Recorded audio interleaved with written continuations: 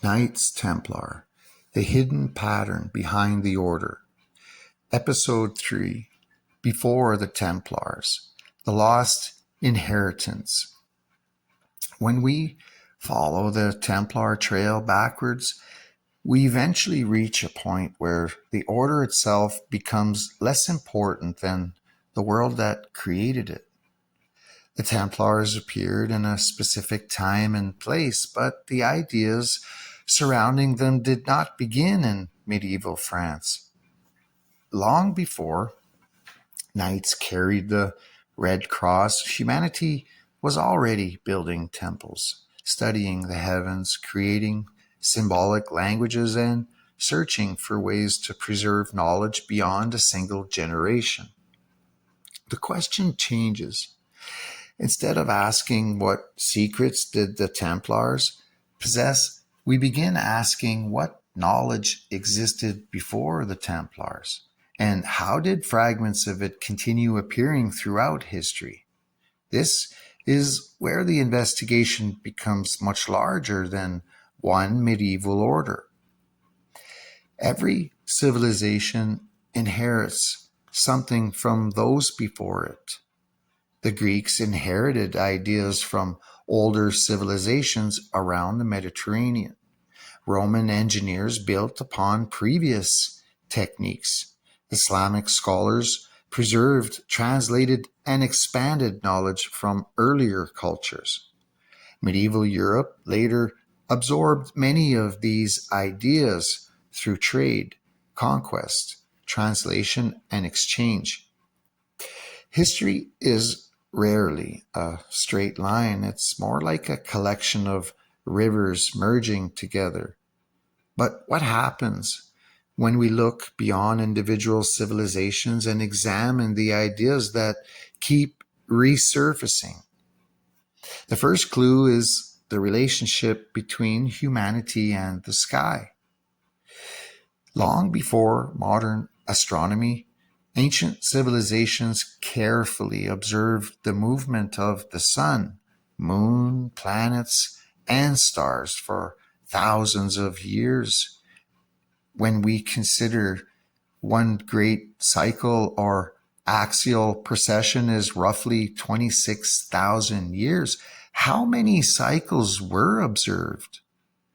These observations were not only useful for agriculture and navigation, they became connected with calendars, ceremonies, architecture, zodiac, and stories about humanity's place within the universe. The heavens became a great clock, but they also became a mirror. Across cultures, people looked upward and tried to understand what those patterns meant below. This idea appears in many traditions, including Hermetic philosophy, where the relationship between the larger universe and the individual became an important theme. The phrase often associated with this tradition, as above, so below, represents the idea that patterns found in the cosmos may also reflect patterns within human existence. Whether understood spiritually, philosophically, or symbolically, the concept reveals something important about human thinking. We have always searched for connections. We have always looked for order within chaos. We have always tried to understand ourselves by studying the world around us. This brings us to one of the most fascinating comparisons in history: the similarities found in ancient knowledge systems across continents. In Egypt, temples were designed with incredible attention to orientation, geometry, and symbolism. In Mesopotamia, civilizations recorded astronomical observations and developed complex systems of mathematics. In Persia, Scholars explored philosophy, astronomy, and religious ideas that influenced later civilizations. In India, Sanskrit traditions preserved vast bodies of philosophical, astronomical, mathematical, and spiritual writings. These cultures were separated by geography, language, and political boundaries, yet they repeatedly returned to similar questions. What is the nature of existence? What is humanity's relationship with the universe? Where did knowledge come from? And what happens to that knowledge when civilizations disappear? The Sanskrit traditions are especially interesting to me because they represent one of the world's oldest surviving intellectual traditions. The Vedic texts, philosophical schools, and later works explored concepts involving consciousness, time, cosmology, mathematics, and the structure of reality.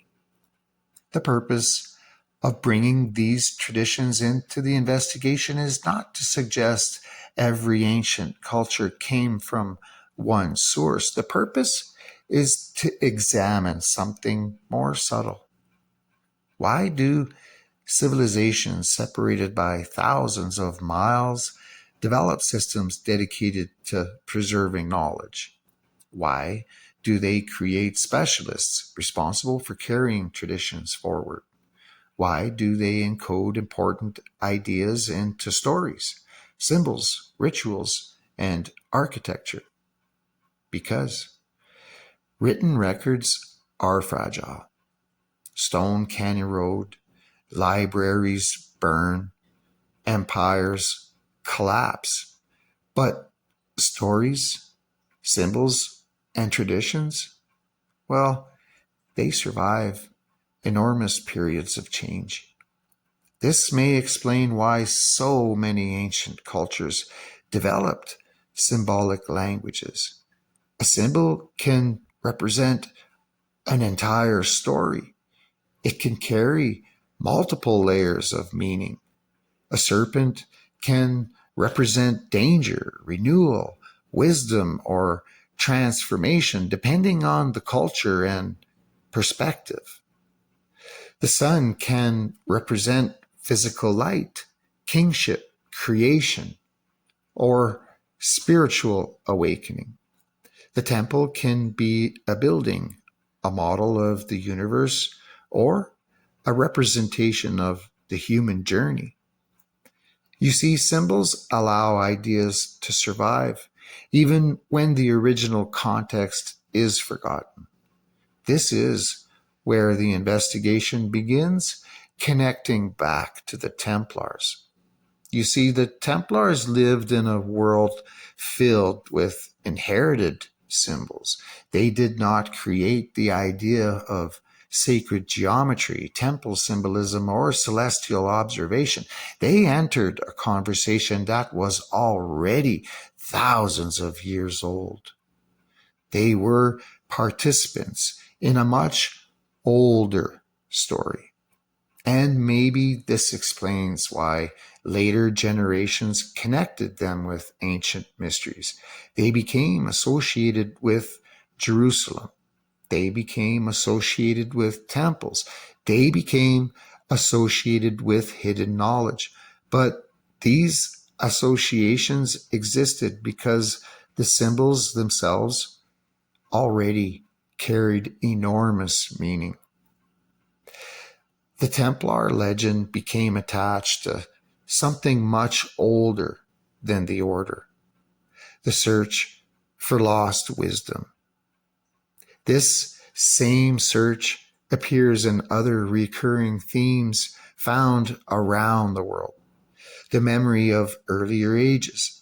Many cultures preserve stories about previous worlds, great floods, lost lands, or civilizations that existed before the current age. These stories appear in different forms and are interpreted in different ways. Greek traditions describe Atlantis through the writings attributed to Plato.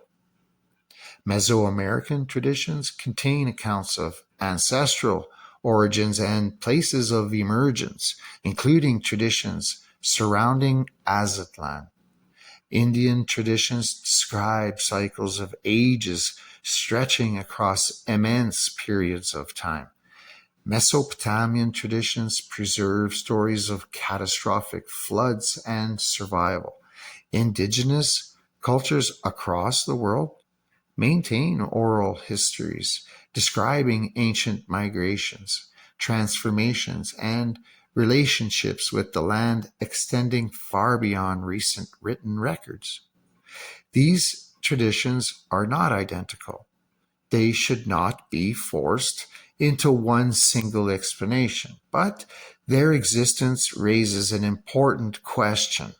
Why do human cultures repeatedly preserve memories of worlds before their own? Are these stories symbolic explanations for human experience? Are they memories of real events transformed through generations? Do they preserve fragments of ancient migrations, environmental disasters, or forgotten chapters of human history? The answer is not simple, but the question itself is worth exploring. Because if humanity has repeatedly experienced periods of collapse and rebuilding, then the survival of knowledge becomes one of the greatest mysteries of all. A civilization can disappear, but knowledge can remain hidden inside new forms. A mathematical idea can survive inside architecture. An astronomical observation can survive inside a calendar. A philosophical concept can survive inside a myth. A memory can survive inside a story. And this brings us closer to the larger mystery surrounding the Templars. Maybe my fascination with them does not come only from what they may have known. Maybe it comes from the possibility that they represented something humanity has been doing since the beginning, collecting fragments, preserving memories, searching for meaning. The Templars were one chapter, but the book appears to be much older. If the first clue is the way civilizations preserved knowledge, the next clue is how that knowledge was passed between people. History often focuses on kings, wars, and political events, but many of the most important ideas were carried by groups that rarely appear in traditional timelines. Builders, navigators, craftsmen, priests, healers, philosophers, and teachers often operated outside the spotlight while preserving skills that shaped entire civilizations. This creates an interesting question. Who were the guardians of knowledge before there were universities, scientific institutions, or modern archives? In many ancient societies, specialized knowledge was protected by specific groups. Egyptian priesthoods studied astronomy, mathematics, medicine, and ritual traditions. Mesopotamian scholars recorded celestial movements over generations. Indian philosophical traditions preserved teachings through oral transmission with extraordinary precision. Chinese scholars developed systems that combined astronomy, agriculture, medicine, philosophy, and observation of natural cycles.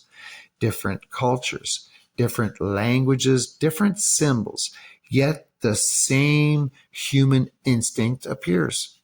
Important knowledge must be protected. This does not necessarily mean secret societies existed in the modern sense. Often, I think it simply meant that certain skills required years of training and were passed from teacher to student or father to son. A master craftsman did not reveal everything to an apprentice on the first day. A navigator did not teach every technique without preparation. A philosopher did not always present ideas without layers of meaning.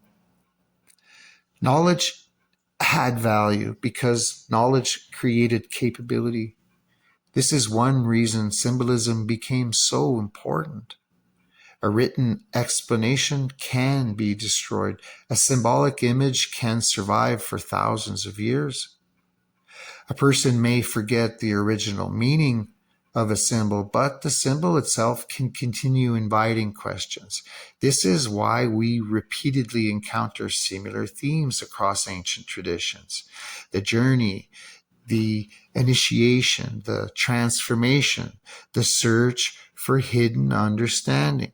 These ideas appear in mythology, philosophy, religious traditions, and later organizations that used symbolic systems to teach moral or philosophical concepts. The question is not whether every tradition came from one forgotten source. The question is why humans in so many different places created similar methods of explaining transformation. Maybe the answer is that human beings share similar experiences: birth, death, growth, struggle, discovery, the movement from ignorance towards understanding. The outer journey becomes a reflection of an inner journey. This idea appears in many forms. The hero enters darkness and returns with knowledge. The individual enters a temple and leaves transformed. The seeker descends into the unknown and returns with wisdom. These stories may not describe physical events, they may describe the human condition itself. And this is where the concept of allegory becomes important. Ancient texts and symbols were often designed to operate on multiple levels. A story could describe a historical event, but it could also contain a moral lesson, philosophical ideas, and observations about human nature. The surface story was only one layer. The deeper meaning depended on the person interpreting it. This same principle appears in astrology. For thousands of years, civilizations observed the movements of celestial bodies and created systems that connected the heavens with human experience. Modern interpretations of astrology vary widely, but historically it functioned as more than predictions. It was a symbolic framework for understanding cycles, timing, seasons, personality, and the relationship between humanity and the cosmos. The stars became a language. The question becomes, were ancient people trying to control the heavens, or were they using the heavens as a mirror to understand themselves? This distinction matters because it changes how we view ancient knowledge systems.